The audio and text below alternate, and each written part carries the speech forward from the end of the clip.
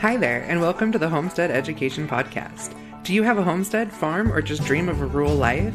This is a show to help you and your kids grow your own food and grow as a person. I'm your host, Kody Hanner. I'm a homesteader, homeschool mom of six, and small town enthusiast. I was raised by an old school rancher and blessed by the grace of God to have been exposed to so much of what rural life has to offer. Join me every week to talk about homesteading, homeschooling, and growth with a homestead education. Hey everyone, and welcome back to the Homestead Education Podcast. I just want to remind you that you can get all of my homestead education books on my website for a new way of teaching agriculture to today's youth and aspiring homesteaders by focusing on small-scale farming and self-sufficiency. They are also available on Etsy and through many state EFAs and charter programs. If you're a school or co-op and need invoicing, please feel free to reach out to me directly.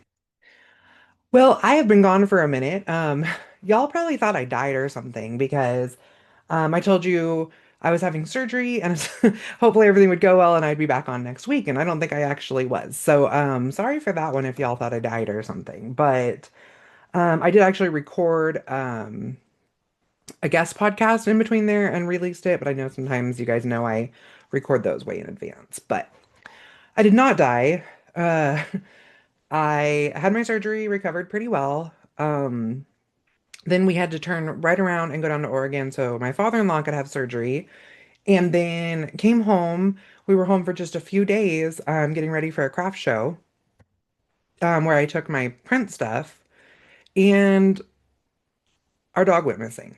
Um, but that is what this entire episode is about. So I'm gonna, get through some of our business first, and then I'm gonna pop back down to that. So, first off, we are now printing almost all of our products in our new print shop and working on reformatting the rest. So our orders are just like flying out faster than ever, and it's super fun. A lot of people have been sharing them like on Instagram and TikTok. And we always send out stickers and we make all of those stickers or design them. I send them out to be made. But like our Christmas ones right now are actual animals on our farm. So it just makes it a little bit more fun, a little bit more personal touch. But I think we're about out of those, even though it's not quite Christmas. But we've gotten a lot of sales on our new Christmas on the Homes, or not Christmas on the Homestead. I'm sorry. The agricultural history of Christmas has just, I'm like, I almost can't print them fast enough, which is super amazing because I love the concept of being able to teach kids about where our food comes from, like with that focus on what's happening in real life for them. And holidays are just such a perfect way to do that. And it's so eye-opening. I've been teaching this in a history course that I teach for homeschool kids. They're like, I think they're like 5 to 12 year olds. And I mean, just their wow moments of realizing how these things work together has just been um, so rewarding. Anyways, with that, I have a lot of like excellent Christmas gifts that you guys can get from me. We're right on that cusp of being able to actually make it to your house with physical products, but almost everything is available digitally, and then can be printed out yourself. So, and people still like gifts as downloads too. You like make your own little um thing to download, with like designs on it and stuff. It's super fun.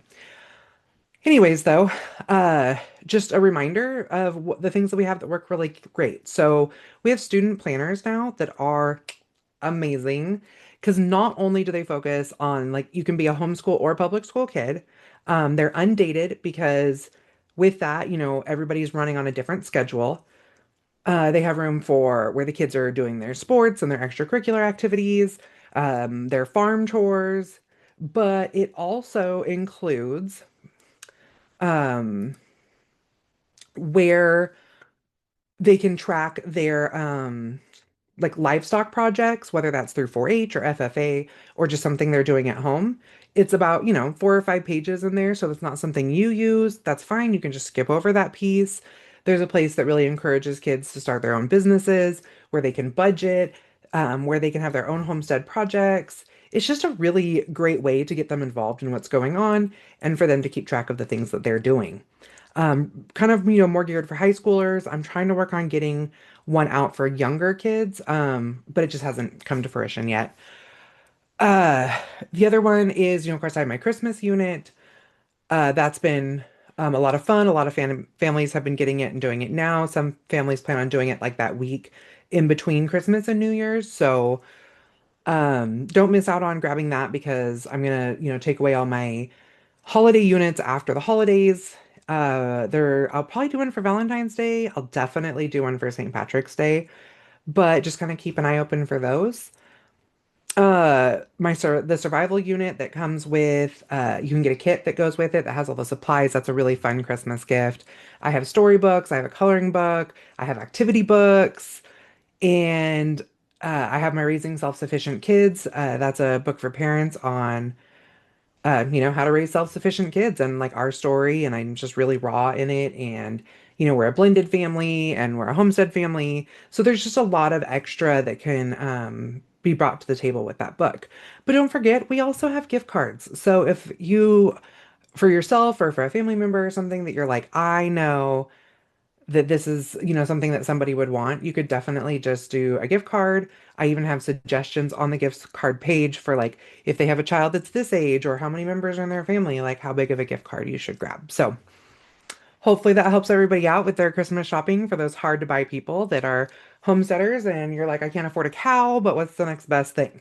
Maybe some educational stuff from the homestead education.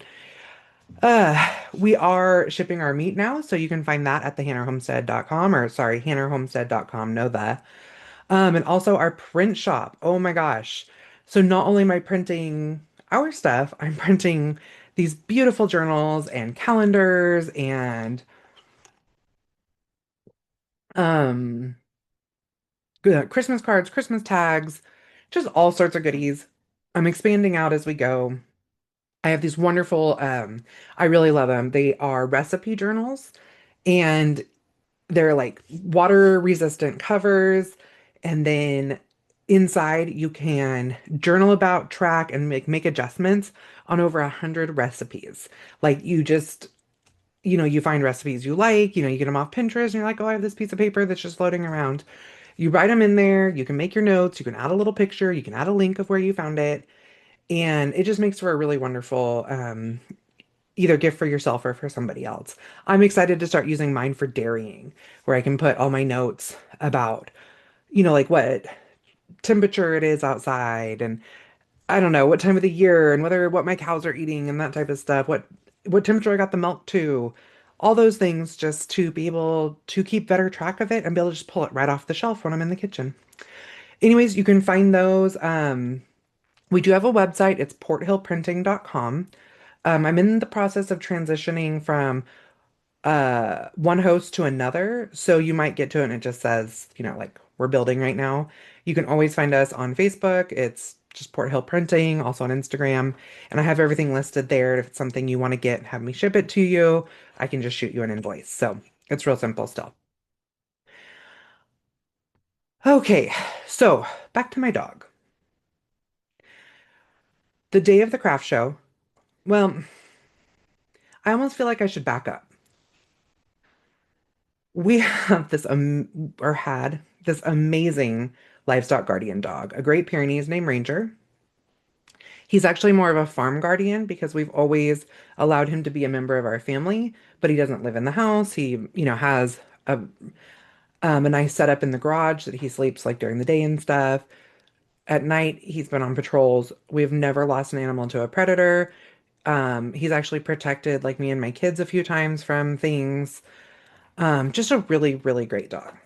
But my husband was out of town, and one night I heard something big in our yard. I don't know what it was. Our dogs barked all night long. We also have four large labs, so they kind of just lounge around, but then the Great Pyrenees would sound off and they would go join him. So I never was worried about him being alone against any predators. And something was big. So there was something big in our yard. My husband was out of town. I thought maybe it was, we have a pasture right by the house, like in a canyon where some of our larger Hereford pigs are. They're about 900 pounds. So when I heard something really large in the yard, I thought, oh man, the pigs are out. And so I went out, I had a flashlight, looked around, no pigs. And dogs are just like hair up, looking like on the side of the house. I was like, yeah, I'm not going out there. So I kind of called the dogs back. They barked all night long. And this went on for a few days. So my husband came home. He was down in Oregon with his dad. He came home and I was telling him about this and he's like, "Okay, well, I'll keep an eye." And the dogs got into it again with something. They were like losing their minds like that again.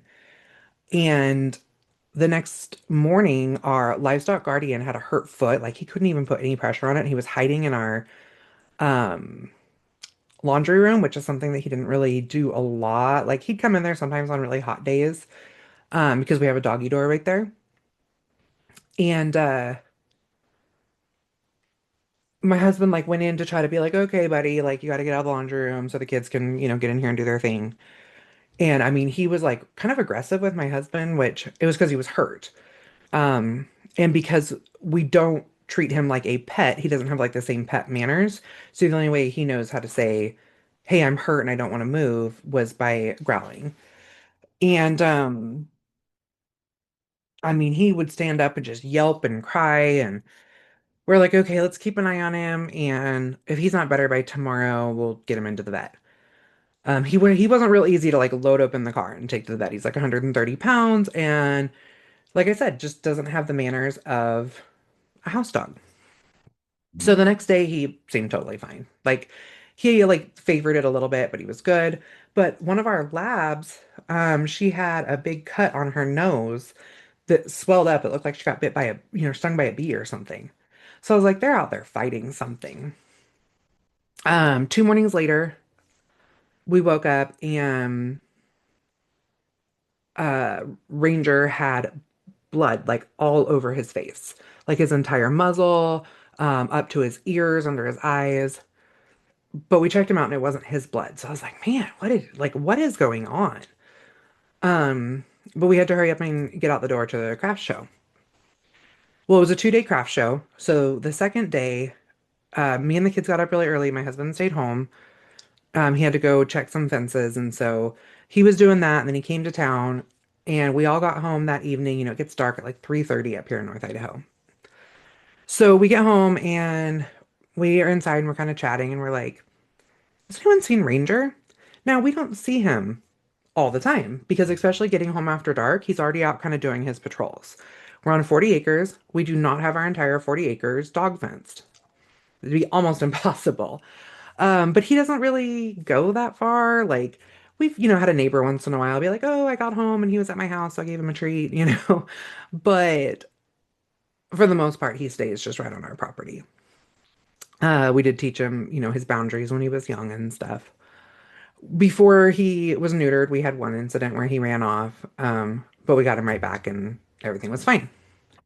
After he was neutered, never ran off again. So yeah, we were kind of like, where's Ranger? We go outside, we call him, he doesn't come.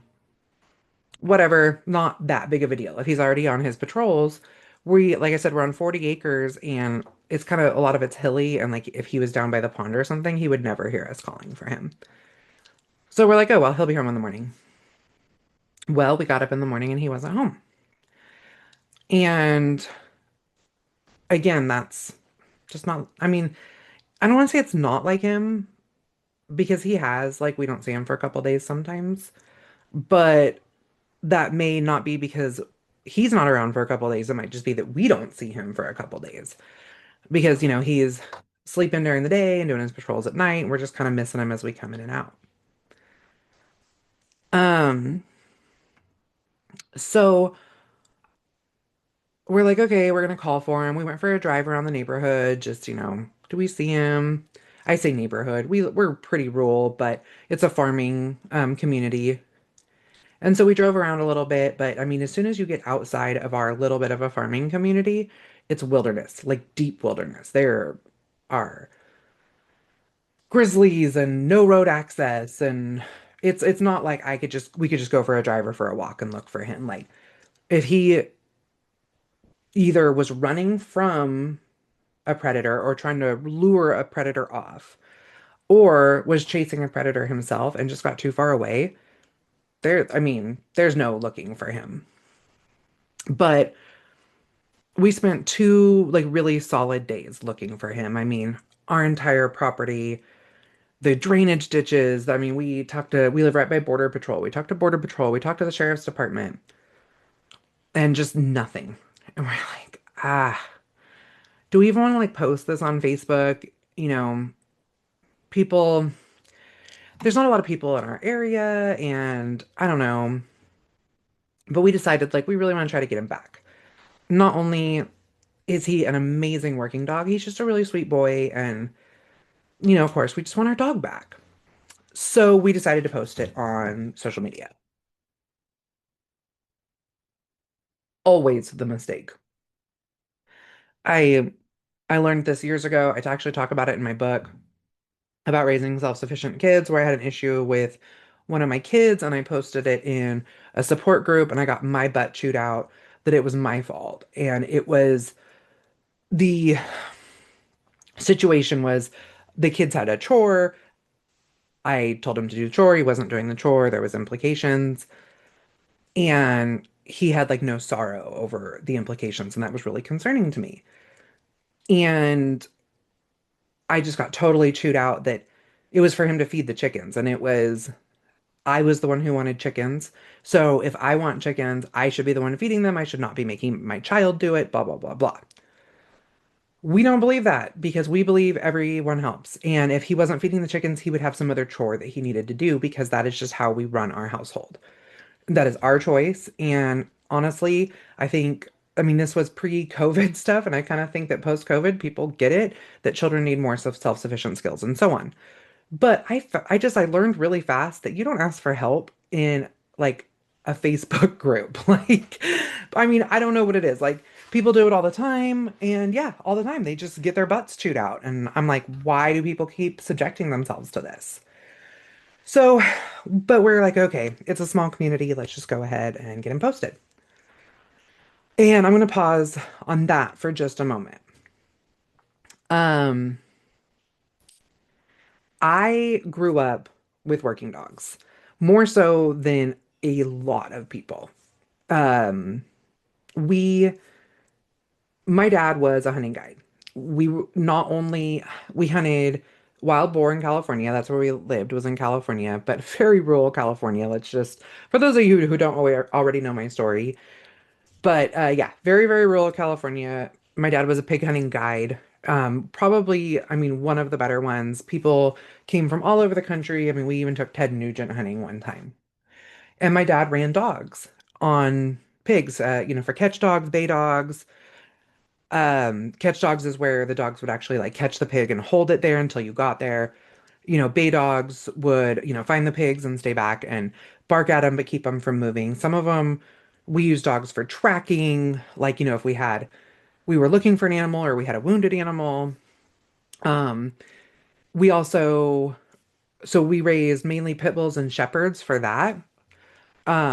Shepherds are very loyal. Pit bulls can be a little bit more aggressive, and I'm not saying that in a bad way. Don't be coming at me saying, pit bulls aren't aggressive, because I know that it's absolutely in the way you raise them. And not that we raised them to be aggressive, but their natural instincts were to be a little bit more aggressive with the pigs, and um we praised them for that. Now we had the fox terriers for tracking. We also used them for cattle. Um, and then we had bird dogs. We had a couple of labs for when we went duck hunting and goose hunting and dove hunting and that type of stuff for retrievers. Um, and then my dad also raised hounds for bear hunting and other varmints and stuff. So, I mean, we had, gosh, probably 50 dogs just for hunting. And we worked with these dogs daily. Like I was running my own group of pig dogs by the time I was 18. I, guided hunts myself. Um, the guy I was dating, him and we had our own group of dogs too. So like I ran a group of dogs at my dad's, and then I had our own group of dogs that we ran for hunting ourselves. We had cattle dogs that we used for running our herding our cows. We used not Australian Shepherds, McNabb Shepherds. We lived where the McNabb Shepherd was originated, and a lot of people raised sheep in that area. So we ran, sheep and cattle with the McNabbs. We had the Fox Terriers. They were really great in working cattle too, and we used them for tracking. When I got into college, I uh, worked in the sheep and goat unit. I was also on the stock dog team. I learned a lot about having working dogs. I also believe that every animal on our property should always have a job as well. And so with that, I've always only had working dogs as pets. I do a lot of research on them. Research is just kind of my thing. I mean, I even have a whole section on working dogs in my Homestead Science book. Um, I remember at one point when my dad was working, had the hunting guide business, Western Outdoor Weekly was coming and doing like this whole series on my dad where they would come hunting with him like once a month and talk about the experiences with him because my dad was just kind of cool. And one time they wrote about how my dad could command a group of dogs with like nods, hand motions, and very like small noises. Um, And he talked about how he had never just seen dogs that would work with someone so in sync the way they were. And I learned a lot from him. I will never be the dog trainer my dad was. I just know that for sure. But I also know what you can do with dogs based on that. Um, sorry, I was it was really amazing watching my dad work with dogs, and he passed away a few years ago. So, it's just kind of been something that's been a part of my life always. We had livestock guardians where we ran some of our cattle and our friends had some sheep. I say some sheep, they had a lot of sheep, like probably thousands. We hunted there a lot. And I was around the livestock guardians, but I had never actually like owned one myself, at least in that point in life. Ranger was actually the first livestock guardian dog, our dog Ranger that's missing right now. Um, He was the first livestock guardian dog that was mine to raise. We bought books, we watched YouTube videos, I called friends that I had worked with down in California with the cattle and the sheep, how they handle their livestock dogs, whether or not we should raise them as a livestock guardian or if we should raise them as a farm guardian, which there is a difference. Livestock, you almost have no contact with them. You raise them as though they are livestock. Um, where on the flip side, we raised ours as a farm guardian, which means he can be a member of the family. He can guard multiple types of animals. Um, Probably not even like living in with the animals, but has different ways to access them. Um, and like, like I said, he didn't come in the house. He wasn't like a pet. But my children, during the day would go out and play with him, and he loved playing with the kids, watching the kids.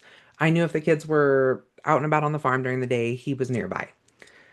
And so I feel really comfortable with how we were raising him, the choices we made. One of them is that we allowed him to have some matting around his neck. Um, some people find that controversial.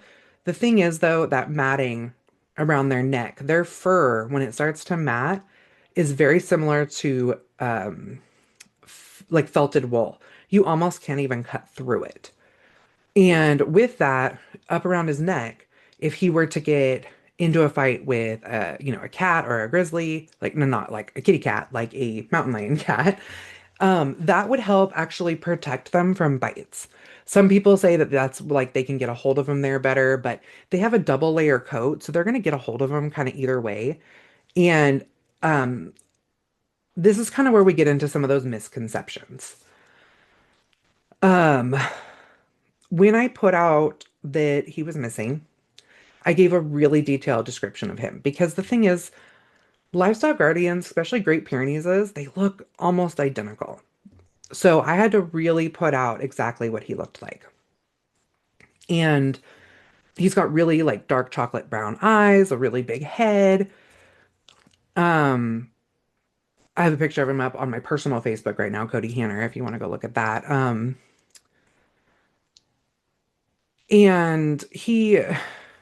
I talked about the mats on his neck and that he didn't have a collar, he had the mats. And Immediately, people are all over me.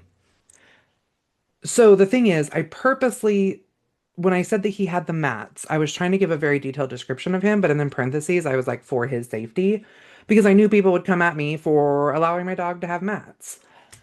And instead, somebody came at me saying that I was absolutely wrong, that livestock guardians or that Great Pyrenees should not have mats around their neck, that you should brush them out daily, and that she has the same type of dog, and her dog loves to be brushed out daily, and blah, blah, blah, blah, blah. And then I went to her page to look because I'm like, well, who is this woman, you know? And right off the bat, her dog is like a house dog. You can tell that, yeah, she brushed it out every day. It's wearing a bow. And I'm like, even if I took the time to brush out my livestock guardian, which we do like a couple times a year, I mean, he actually won't even hold still for us to brush him. He does not, or to cut out his mats. He does not love it. So a couple times a year, we get a sedation from our vet. Um, Not like totally knock him out, but just kind of make him, bleh, you know. And again, this is a conversation we have had with our vet, and we are very comfortable with our choices. We put out a little peanut butter. He stands there and licks the peanut butter. We cut the mats out around his tail and stuff because he'd get like poo stuck in it. Any of the long mats around his neck, we would trim those up. We would get down low, make sure that he didn't have any like fleas which we don't really have fleas up here, but we would check him anyways. Um, so we would check up around his neck, make sure he didn't have any sores, and we would brush out the majority of his body, um, and his tail and his legs and stuff like that. He was not a neglected animal at all. So I'm like, wow, what is up with this woman? So I just told her, like, this is a choice we made with our vet and blah, blah, blah. She's like, well, you should really consider taking better care of your dog if you ever get him back. Whoa, seriously? So then, I start getting other messages. I have a woman call me. There was a, there are 12 Great Pyrenees missing in North Idaho right now.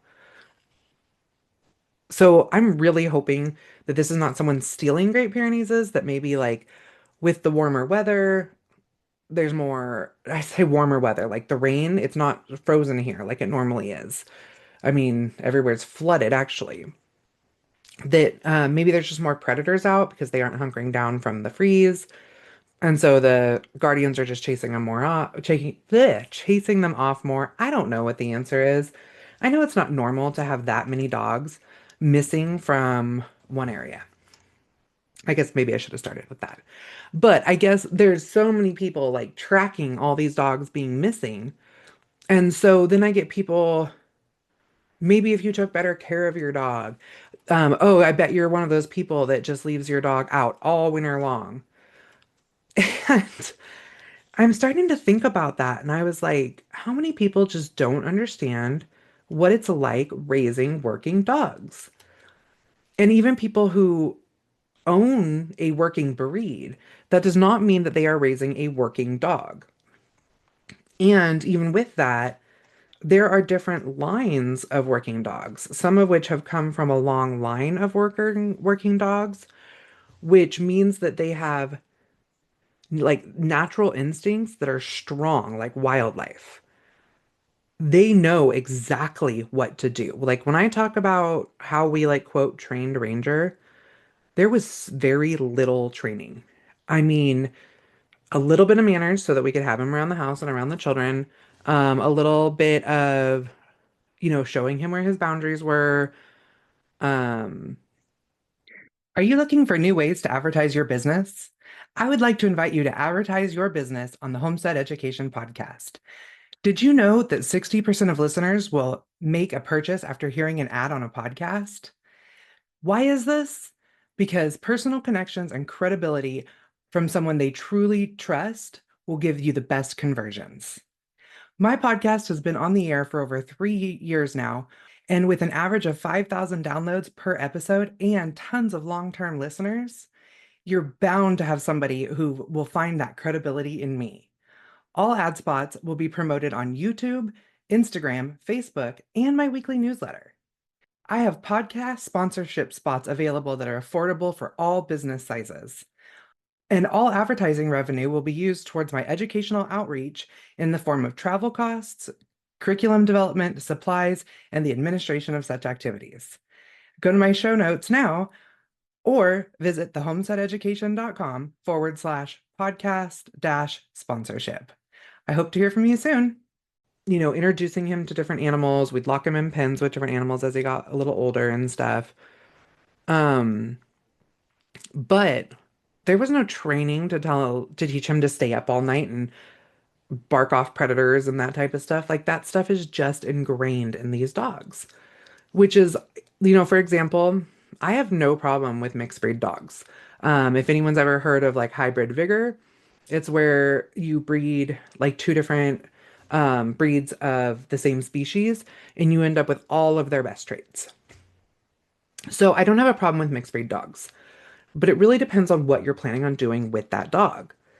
And so for livestock guardians, that yeah, you just don't spend a lot of time with those dogs in the way you would other ones or other breeds. And so I need one that has all of their instincts. If you buy a mixed breed or if you buy from somebody who has been breeding them as pets, not as not out of working lines, you're just not going to get the same results. They may still be great dogs. You may be able to train them to be almost as good as you would like them to be, but they're never going to be what a dog out of working lines could be. And so, um, there's a lot of people that, like, oh, they make great pets. How can you, not brush them out every day and stuff? A working line dog is not wired that way. Um, and I feel like I could just go on and on about some of this stuff. And I mean, just with the Great Pyrenees is we live in an area that snows. They were originally bred in like the Alps or not the Alps, like it was the Mount Pyrenees or something like that. Um, I guess I should have looked that up. However, they like the cold. Like Ranger would literally go lay out in the snow. If we tried to like keep him somewhere that was warm, he would have hated it. It is not his thing at all. He does not want to come inside when it's snowing. And honestly, most dogs don't. I mean, like little dogs that get cold, they don't like it. But any big dog, any farm dog, they love the snow. And like I was saying, Great Pyrenees is actually have a double coat. They're perfectly fine in the snow. Um, like I said, he had a great place in our garage where he could go when it was raining or whatever. And yeah, he was not interested. And that's, a lot of people, you post a picture of your Great Pyrenees sitting in the snow. And of course, the keyboard warriors are all over it. And I don't know. I mean, I started to say it's not fair. And I live a different life than them. But leave people be. If you don't think that's the right way to raise a dog, don't raise your dog that way. Like a lot of people say, like, you don't like guns, don't own a gun. If you don't like Great Pyrenees that are out in the snow, get yourself a Great Pyrenees and bring it inside. Like that's your business. But don't be in my business. I'm doing what's right for my animal. And I've seen this just like so much over the years. People buy a border collie because they think they're cute and try to raise them in an apartment. Unless you're taking that dog for a run, like 3 times a day, they are going to destroy your home. Not because they're bad dogs, not because you're a bad owner, not because they're anxious or have something wrong with them, or they need, um, what is it called? Like obedience training. They need room to run and they need a job. Like a job job. They need something to do constantly. My daughter just got a blue heeler. We plan on training him, for herding. We already have him out there with the animals all the time. We're already teaching him, like bring the cows to the gate and then we like walk him through it. Um, but this dog, if he's not out chasing cattle, he would like he's just going crazy in the house. So like my daughter has got him like these little games where he can like find his treats in the game and we have like a basket for him to put like he gets all his toys out and then she tells him to put them away and he puts all his toys away like super smart dog. But that's because he needs something to do constantly. And that is just the way their brains are wired. They can't live in the apartment because they need to be able to burn that energy and they need something to do. Um, and there's a lot of different breeds like that. As far as the herding dogs, I mean, there's healers and collies and shepherds and corgis. And yes, corgis are herding dogs, especially cowboy corgis. Those are the brindle ones. So next time you see a corgi with a bow and a heart-shaped tail or whatever, know that somebody destroyed a good working breed. Uh, Gosh, what are some others of the herding dogs? I don't know. I can't think of them right at the moment. But what I'm getting at with that is these dogs are very high energy. They need something to do. They need a person. They're also very loyal. And they can't live in like confinement. They can't live where they don't have jobs. And a lot of people, they get these dogs and they end up like rehoming them, and then people think they're bad dogs.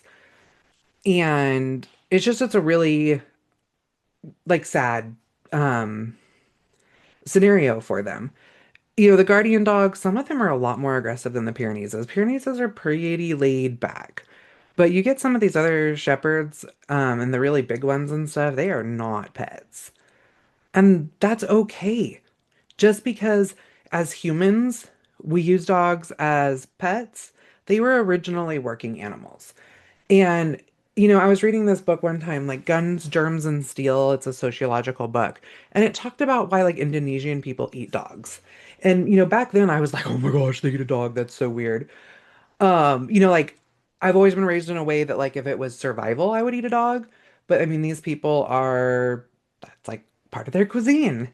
And then I started reading about how when, these people like went out on boats thousands of years ago to, find these islands to live on and stuff, a lot of them would put multiple animals on the boat to take with them to colonize these. I don't even know if colonization is the right word because, this wasn't, this was, like Indonesian or something people, not like British colonizing or something. But by the time they got there, sometimes they would lose some of those animals. So like they only had pigs and dogs left. So that was their only sources of protein on their islands for thousands of years. That and fish, maybe. So you look at it that way and you're like, yeah, I mean, that's what they ate because that's what they had.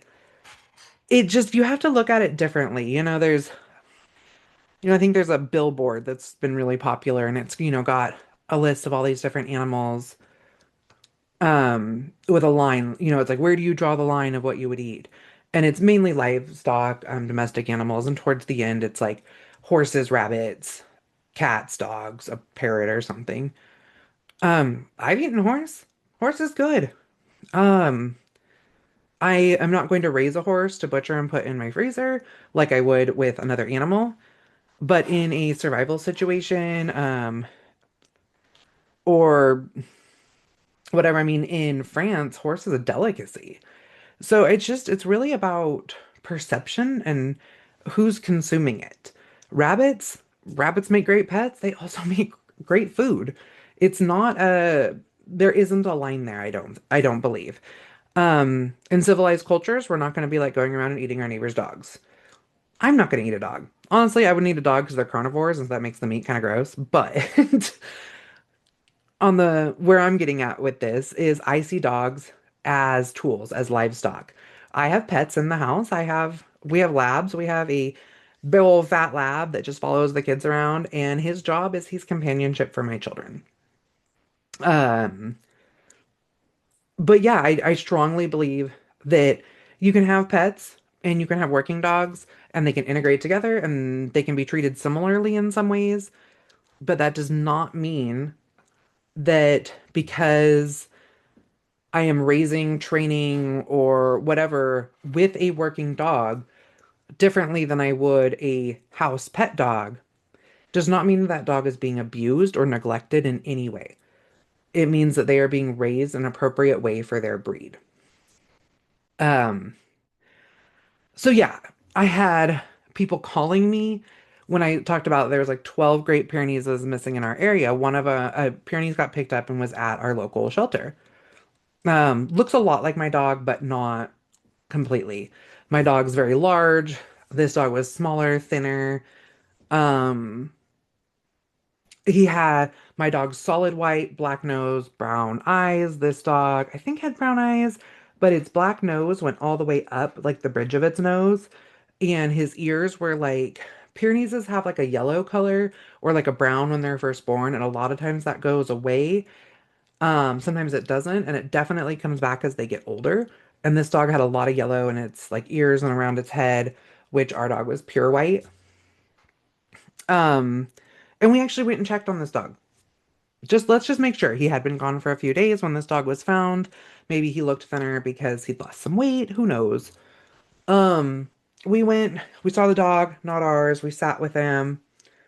Um, just because we felt bad. He's actually up for adoption come, I think yesterday he was actually officially up for adoption because nobody claimed him. And I mean, he wasn't a stray dog. I mean, we don't, and where we live, there's not really stray dogs because um, it's the country, it's like they can't really live as strays. It doesn't work like that. Anyways, nobody's claimed him, so he's up for adoption. So that's great. Hopefully he gets a good family, and I think he will.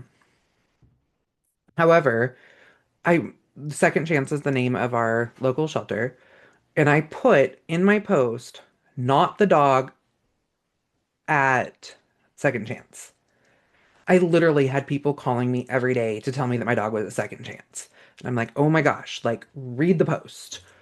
People commenting pictures. And every time my phone would go off or every time my phone would ring, it would be like hope that somebody found my dog.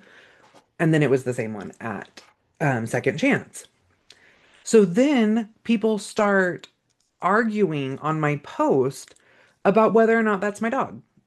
And oh, I looked at her picture and this dog's picture and that's the same dog and she's just not going to get her dog and blah blah blah. I'm like, yeah, no, my husband and I went and checked and not our dog. Yeah, I mean, it's just really frustrating. A woman calling me crying about, oh, poor puppy is missing. And I'm just, yeah, I'm sad about my dog. Do not get me wrong. Do not think that I'm cold-hearted. I actually spent like an entire evening just crying because I feel bad that if he is gone for the reasons we think he is, which is luring an animal off and possibly got killed in the line of duty, that literally he was protecting us and our farm and died over it. That is heartbreaking. I literally like I sat and cried for hours one night because I just felt so bad. And then there's the concept of we have nobody guarding our farm right now. Like the second night in, we have piglets on the ground. That means one of our sows had farrowed, and something had dug under the barn door, and I'm big. Like my husband was joking, he could have fit through the hole. None of our piglets were hurt or injured or anything like that. But I mean, we are definitely in a place where I don't know, for lack of a better word, our farm is on a constant under attack and we have no one to watch it now. So my husband and daughter start looking at puppies and they're expensive. Oh my gosh, they're so expensive. And we just don't have that kind of money right now. Um, I mean, everybody has different times of the year that are harder for them, and this is our hardest time. Like I'm trying to sell bulk beef right now, and usually I can like we actually scheduled this butcher of this beef for early December because we're like, oh, that'll be our Christmas money. That'll be perfect. And not only that, we'll keep like a quarter of it, and that's our food for the next several months. And I cannot sell this meat like, to save my life. And I mean, I sold 5 pigs this time of year last year, and that was our Christmas money. So, I mean, like, go buy my Christmas unit because that's what I'm using to buy Christmas presents. Yay. um, yeah, please don't. Maybe do. Anyways, so to think about putting down a deposit on a very expensive puppy right now is just outside of our means. And so then One of my friends who I met on the road, she contacted me and said she knew somebody who had older Great Pyrenees that they were rehoming. Not older, they're a year and a half and two. And she thought it would be a good fit for us. And I was like, oh, wow, I'd really be interested in that. And I reached out to the family and I haven't heard anything back. And just a huge bummer. I'm not like, I acknowledge that we're going to have to buy a puppy sooner than later because Great Pyrenees, they aren't really worth much for the first year. I mean, they're puppies. But the fact that we do have our big labs, and if we can, get a puppy and the labs will kind of train the puppy like on manners and stuff. And I mean, we never had anyone to train Ranger, so I'm not too worried about it. But we're still looking at a year and a half before this animal would be in working condition for our farm. So in the meantime, I mean, we're looking at having to get cameras at our farm, at our barn. So if you guys like, know of anybody who's, like a security camera company that's looking for someone that will be like an affiliate or, make videos to sell or something, I'd be happy to do that because those are really expensive too. I'm not begging for money, I'm really not. But I mean, I'm up for ideas if you guys have some because I do feel very exposed right now and very helpless because we don't have a way to protect our farm at the moment, short of us sitting up at the barn with a shotgun. And that's just, I mean, that's not reasonable. We did just get Starlink, so we have a little bit more internet at the barn. And we have a security camera in the house that runs off of Wi-Fi. So we've talked about maybe putting that up at the barn and just not having one for the house for a while, which we don't love that either. Um, so we'll just kind of see what we can do with that. However, yeah, I mean, I've just had a lot of people be very, very hateful towards us. If comments like, "Oh, all these people, they think they're farmers and they get a Great Pyrenees and they need more to do than watch two goats on an acre, and that's why they're running off." And they're saying this on my post, which is really embarrassing. And our Great Pyrenees wasn't watching two goats on an acre. It probably had too many animals to watch and that's why we would let the labs be outside with him at night because we have, a dozen cattle. And we always have calves. We have 10 sows and two boars and two different pastures. Plus, we always have feeder pigs and piglets, at different ages. We have all of our laying hens, and sometimes we'll have half our laying hens like in the coop, and some of them free ranging or in a chicken tractor out on a pasture. We also raise our meat birds every year, and we have 3 or 4 rounds at different ages in chicken tractors all over the 40 acres. So if anything, he had too much work to do. Maybe he ran away because of that. But I don't know. I am really frustrated with the audacity of people from, behind their screens. And I mean, it's always like this. But for all these people that are, like the bleeding heart animal lovers, for me to say I am missing my animal and then to attack me for it seems completely backwards to me. And if you really do love animals that much, I feel, especially dogs, I feel like you should learn about the different breeds. You should, you know, learn, take the time to learn, like how Great Pyrenees can be taught both to be pets and to be guardians. Learn how people raise hunting or herding dogs, and the relationship they have with them and the way they feed them and, all those things versus how they would be treated as a house pet. I think that they work in both scenarios, but whether it's you owning the animal or you are feeling the need to comment on how somebody else raises their animal, I think it's really important to just be super versed in all those things. So, whether you are one of the people, and hey, I am not judging you.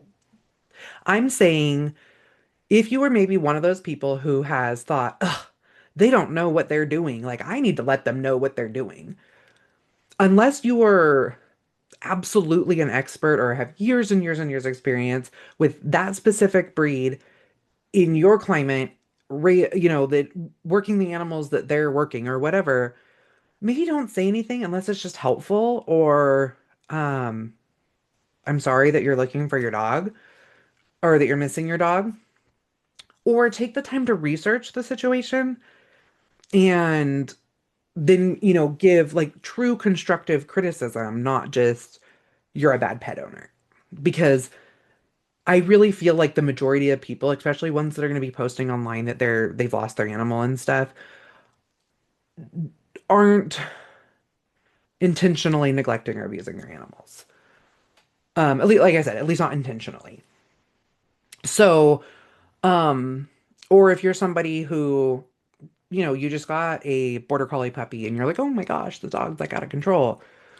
Consider if it has a job.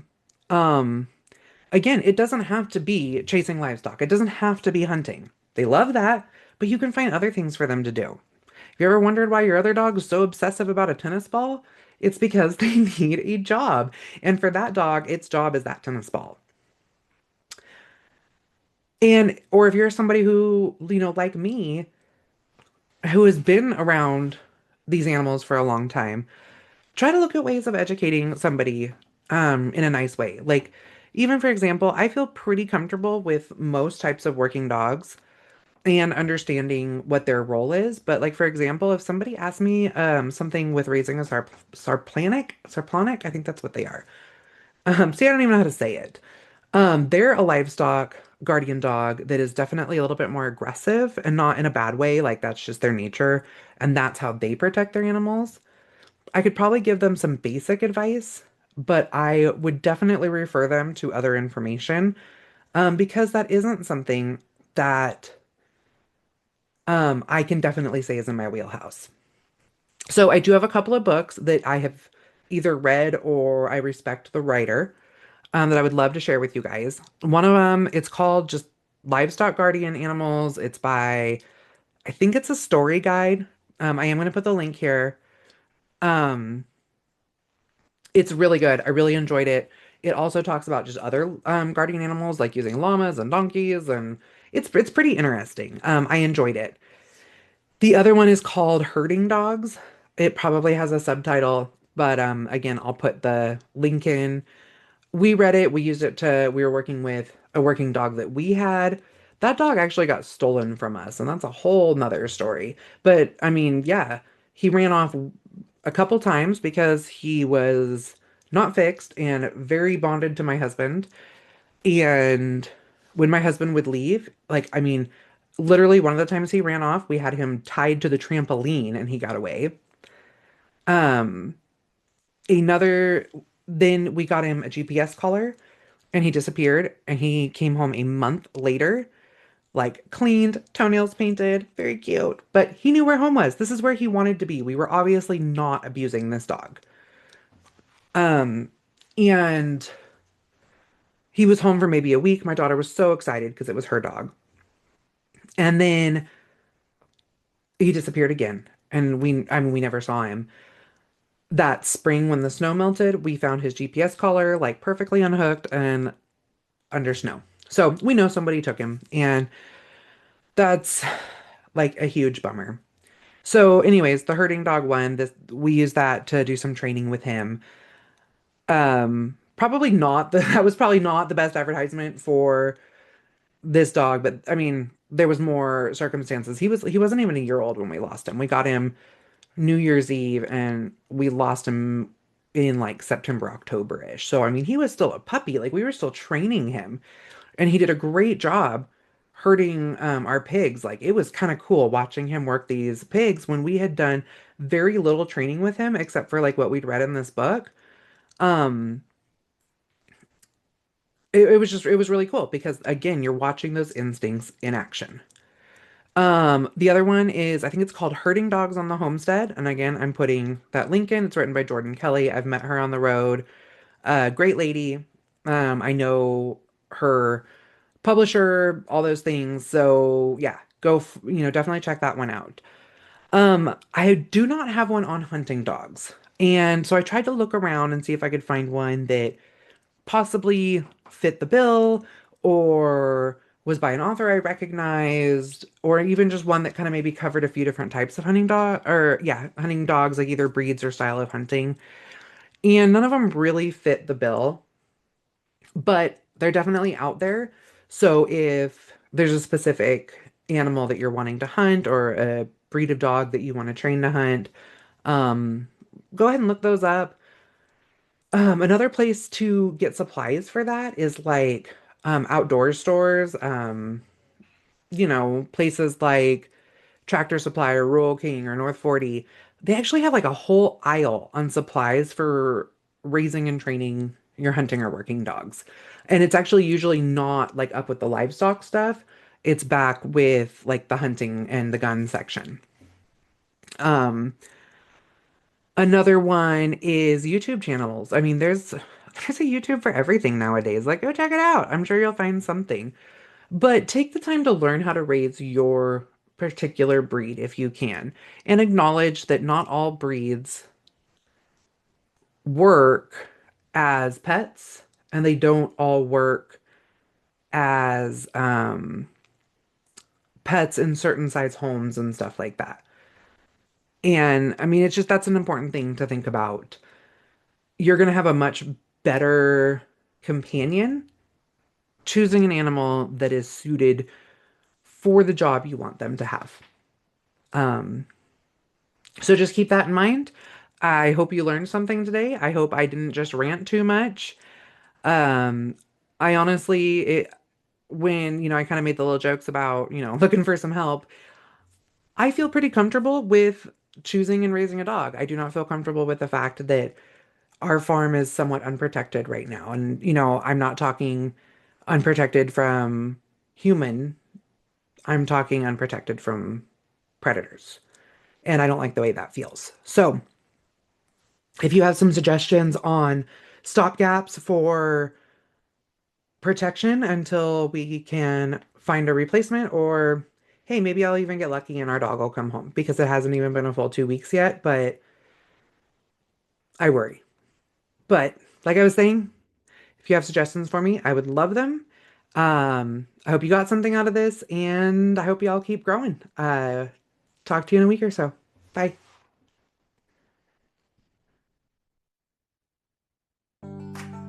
Thank you for joining me today at the Homestead Education, and I hope that I have given you something to think about this week. To help others find me, please comment and leave a review on your favorite podcast player.